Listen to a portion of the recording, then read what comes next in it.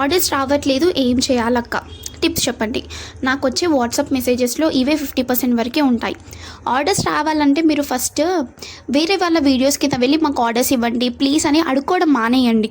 Orders ఎవ్వరు ఇవ్వరు. Business చేసేదే ఆర్డర్స్ గురించి, మనీ గురించి.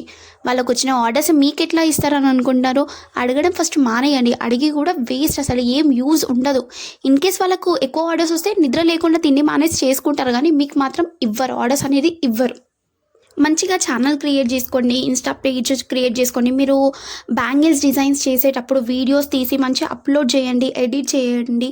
ఫొటోస్ మంచి క్లారిటీగా ఫొటోస్ తీసి ఇన్స్టాలో అప్లోడ్ చేయండి. సోషల్ మీడియా అనేది మంచిగా యూజ్ అవుతుంది.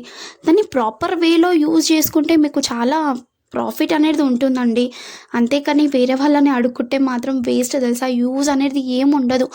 మనకి ఫస్ట్ ఓపిక అనేది ఉండాలి. బిజినెస్ చేయాలంటే మెయిన్గా సెల్ఫ్ రెస్పెక్ట్ అనేది చాలా ఇంపార్టెంట్.